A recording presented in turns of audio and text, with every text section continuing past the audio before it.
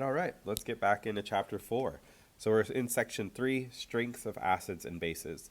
So one of the properties of all acids and bases is that they are electrolytes, which means, and I'm going to let you look back at chapter 3 for that definition, but it involves dissolved ions. The more ions dissolved in a solution, the more electricity can flow. That's the principle we learned in chapter 3 with electrolytes. So this next part right here, I'm going to do a little demonstration in class with hydrochloric acid and acetic acid to help give you a visual, give you a demonstration for understanding these two stars right here. That acids and bases that ionize completely are what we call strong acids and strong bases, and those that only partially ionize are called weak. And the demonstration in class will help you understand the difference between ionizing completely and partially. It'll give you a good visual for it. But there are some other consequences of that. So in the equation, the arrow we use is a single direction arrow when we're dealing with a strong acid or a strong base, because the equation goes, or the reaction goes completely from reactants to products and does not reverse. Whereas with weak acids and weak bases that only partially ionize, they break apart a little, but then they come back together. They reverse the reaction, which is why they do not completely ionize into their ions. They come back together to their neutral compound. That makes strong acids and strong bases more dangerous than weak things if everything else is equal, like amount and concentration. Or if those are equal, then the strong acid and strong base will be more dangerous or more reactive than weak acids and weak bases. So in the example you see here, hydrochloric acid with its single direction arrow, that's saying, hey, once this HCl, this neutral molecule, goes into water and breaks apart into its ions, it does not reform back into the neutral molecule. It completely ionizes, completely goes to its ions. Whereas with this weak acid, this is acetic acid, the active ingredient in vinegar, it can break apart into the ions, but those ions can come back together to make the neutral compound. And so what makes an acid or a base strong is actually how well the ions can stay apart, how stable they are separated, not having to come back together. So understanding that, we're going to look at, help us understand that kind of strength principle about acids and bases, we're going to look at the list of common strong acids that you need to memorize for your quiz. All other acids are considered weak, everything else outside of this list. So there's perchloric acid, which is the perchlorate ion, ClO4, with a hydrogen ion on it, hydroiodic acid, hydrobromic acid, hydrochloric acid, and sulfuric acid, which is the sulfate ion, SO4, with two hydrogens on it, and the nitric acid, which is the nitrate ion with a hydrogen ion on it. So let's understand this a bit. To do that, we're going to look at these 4 acids and look at their relative strengths. So HF is weaker than HCl, weaker than HBr, weaker than HI. HI being the strongest acid of these 4. And you might also recognize that we're looking at elements that are in the same group: fluorine, chlorine, bromine, and iodine, all with a hydrogen ion attached to them. So remember that acid strength is all about how well the acid dissolves, releasing its hydrogen ions. The more it dissolves, the stronger the acid. So really, we are trying to understand this question. Why does HI dissolve better than HBr, and HBr better than HCl, and HCl better than HF? Why does HI dissolve the best out of those, releasing its hydrogen ions more than all the rest? So it comes down to how stable the conjugate base of the acid is. How stable is that piece that's left behind when hydrogen ion leaves? How stable is that negative piece in handling the negative charge left behind? We can see We can see over here that when an acid separates, it breaks off that hydrogen ion and the conjugate base is left over with a negative charge. So really we're asking, how well does that conjugate base handle the negative charge?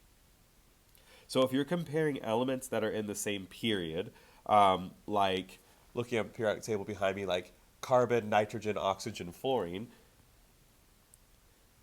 the more electronegative elements will handle that negative charge better.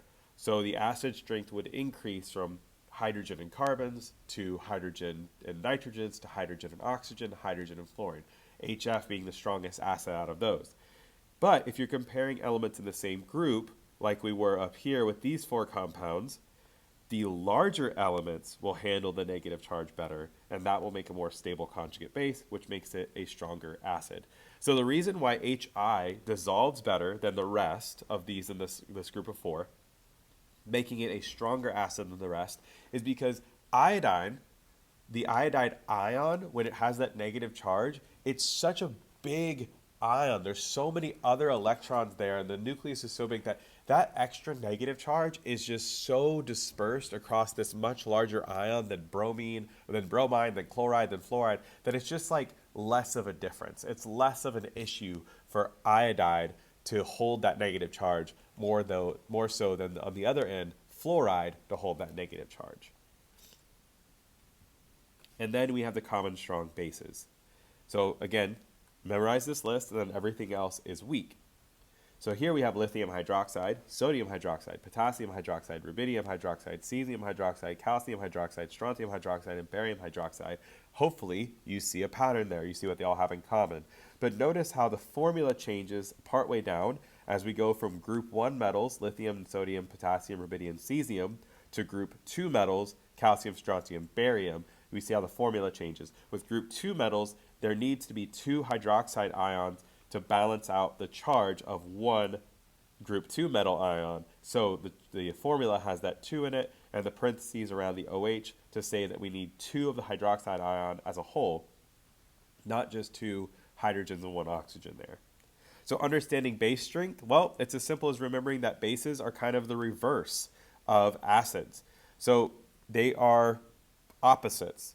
So in this way, we can think of bases as opposites of acids. Therefore, if acid strength increases to the right across this period, then base strength would increase to the left. If acid strength increases going down the group, then base strength will increase going up. And you could use these arrows here to kind of fill them in. So to the left would be increasing base strength. To the right, increasing acid strength. Going up would be increasing base strength. And going down would be increasing acid strength. And then our last slide for this video, weak acids and weak bases, they only, and the blank there would be partially, they only partially ionize. The partial ionization is shown with a back and forth arrow, going back and forth. It doesn't stay apart as ions, it comes back together into the neutral compound. We call this an equilibrium, where there's this back and forth, this kind of towards the reactants, towards the products. And what it means is both the reactant species and the product species are present in the mixture, but equilibrium is the point where neither is forming more than the other. So the forward reaction and the backwards reaction are happening at the same rate. It is equilibrium. It's kind of in a balance with the forward and the backward. So at equilibrium, some molecules of acetic acid are splitting apart to form ions, and some ions are rejoining to form the molecule, but both processes are happening equally as often. We already wrote down the products of this reaction. That would be H plus in the first blank, and what's left over, the acetate ion, C2H3O2, with a -1 charge in the second blank over here. At equilibrium, this weak acid is breaking apart as much as it is reforming back together. That's what equilibrium is. The forward reaction is in balance with the reverse reaction, but both the products and the reactants are present in the solution. Equilibrium does not mean equal amounts of reactants and products, though. There may be a greater amount of one or the other. It just means the reaction has settled with no further tendency to change. How much a weak acid or weak base favors the reactants or products is a result of its own stability and bond strength, and it can be understood by looking at the expression of the product concentration over the reactant concentration. So we can actually put a value to how strong a weak acid is. We can rank all of the weak acids, and including the strong acid, we can rank these things in terms of their strength by looking at how much product is present there once a weak acid gets to equilibrium. Because once it's at equilibrium, it's kind of found this settling point. So at that point, if we can measure how much of the products are present, we could put a value to how much that acid has fallen apart, which is putting a value to how strong that weak acid is, so that all the weak acids could be ranked in strength from weakest to strongest. which is to say, like chemical potency. Danger and safety go into that as well. So the value of the equilibrium constant K can be found empirically, meaning you can do this by experiment. It can be found, not just guessed at, but found through experiment, and it describes the strength of the acid. So if a K value is greater than 1, that means, looking over here at how we find the K value, the amount of products over the amount of reactants. So if you're looking at that fraction, products over reactants, if there are more products than there are reactants, then what that fraction will equal will be a number bigger than 1. So if a K value is greater than 1, that means there are more products at equilibrium. And if the K value is less than 1, then that fraction is just bigger on the bottom, so there are more reactants. And so the way it works out is the larger the K value, the further it is above 1, the more products there are, meaning it dissolved more, meaning it's a stronger acid.